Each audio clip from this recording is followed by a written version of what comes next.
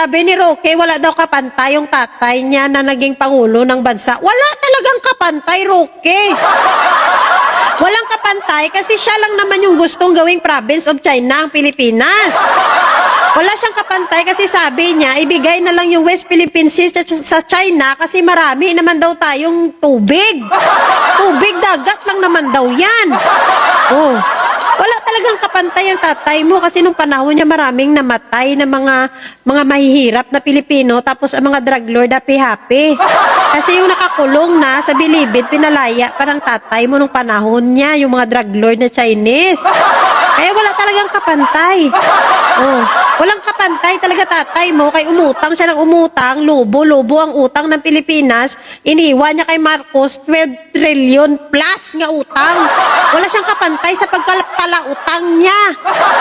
Diba? Yung kay Pinoy, iniwan sa kanya 5 trillion lang siya, nag-iwan siya ng utang kay Marcos 12 trillion mahigit. Oh. Kaya wala siyang kapantay. Wala din siyang kapantay sa pagmumura niya, pangbabastos niya. Pati sa pag-joke niya sa mga nag-rape victim. Oh, wala talaga siyang kapantay doon. Siya na talaga yung balasuba sa lahat. Oh, wala siyang kapantay na proud pa siyang sabihin nga gi-finger ng katulong niya. Oh, wala siyang kapantay sa pagmumura niya sa Diyos. Walang kapantay sa kanya. Walang kapantay na niligal niya. Siya ang nagligal ng pugo sa Pilipinas. Sandamakmak ang pugo sa Pilipinas. Oh. Siya din yung walang din kapantay kasi siya din yung dahilan kung bakit ang mga tao nalulong din sa sugal noon. Kaya dahil sa isabong na yan na maraming nagkalawala na missing. Kasi yung mga illegal na mga laro ay ginlegal ng tatay mo.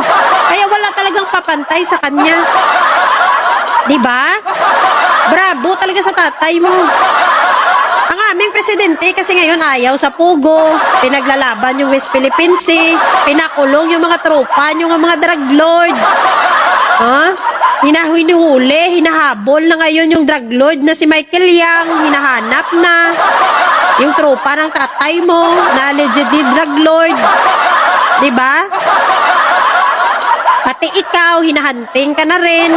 Pinakulong na si Pugo Queen nyo, nga si Alice Guo. O si Tebes na tropa nyo, sa kulungan na din.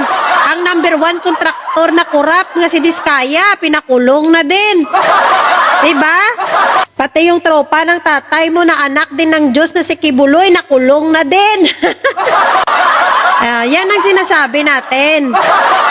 Magaling talaga tatay nyo. Kakahiya naman sa tatay nyo. Magaling talaga siya, walang papantay sa kabudulan niya. Diyos mio. Tigilan mo na kami, Pugita. Umuwi ka na sa Pilipinas.